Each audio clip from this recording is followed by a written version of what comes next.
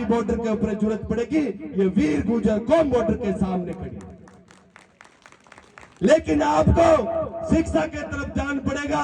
वो जो शिक्षा की कलम से वो ताकत लिखी जाती। स्वर्गीय राजेश पायलट साहब कहते थे कि मेरी गांव की बेटी और बेटा पढ़ लिख कर देश की उस नीतियां, जहां नीतियां बनती हुआ नहीं बैठेगा जब तक किसान कौम कुछ नहीं करेगा। तो अपन को उस नीतियां के ऊपर ताकत बनानी है, उस कलम में वो ताकत रहनी है। अभी धनराज जी भी चुनाव लड़े, अगर ये कौम का हीरा उस राजस्थान की बड़ी पंचायत में होता तो ये भी समाज के प्रति कुछ करने की ताकत रखता है। लेकिन मैंने कौम के सरदार हूं, इस नौजवान और इस कौम के सरदार के ऊपर कभी आंच आए तो पीछे मत हटना। ये मत सोचना कि गुलाबपुरा वाले गुजर हो जाएंगे। आप सब लोग तो गाड़ी घोड़ा बैलगाड़ी के साथ चल पड़ना, ये समाज का बहुत बड़ा नाम करेगा। मेरे को इस नौजवान और भाई साहब के ऊपर बहुत उम्मीद है। मैं इनका वचन चुनता हूँ, यूट्यूब पे तो इनका जो भगवान बगड़ाउतू की जो कला सुनाते हैं, इनके रूम रूम में वो ताकत है।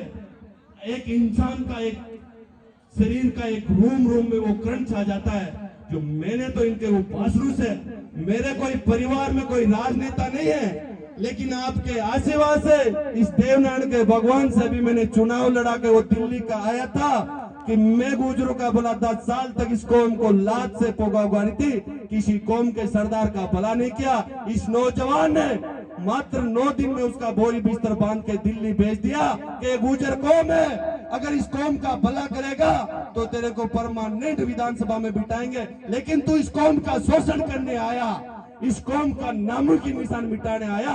मैं उसको कहा था एक राजेश पायलट भवन बना दे, मेरे कौम के नौजवान बच्ची बेटा पढ़ लेगी। लेकिन उसने बोला कि ये कौम को मैं पढ़ा लूंगा तो मेरा कौन होगा। मैं को तेरा वो हाल करूंगा। इस बगड़ाउतू की धरती पे है 12 साल की काया 12 साल की माया, अगर प्रेम से खाएगा तो जिंदगी भर गुजर जाएगी। लेकिन तुम इस कौम का अपमान किया था। जब राजेश पायलट का बेटा मुख्यमंत्री बन रहा था तो वो भी जैसलमेर में था।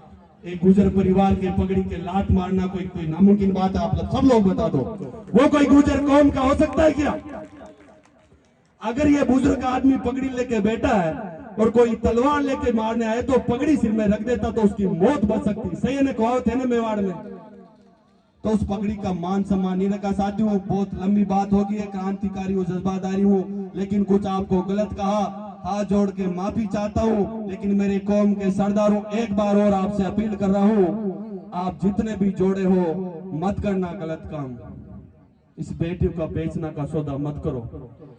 और मेरे बुजुर्ग पटेल हो जो झगड़ा तोड़ते, उनसे भी मैं कहता हूँ कि आप झगड़ा तोड़ना बंद कर दो और इस समाज को, बेटी को पढ़ाना लिखाना चालू कर दो। यही बेटी आपकी कलेक्टर बन के आएगी।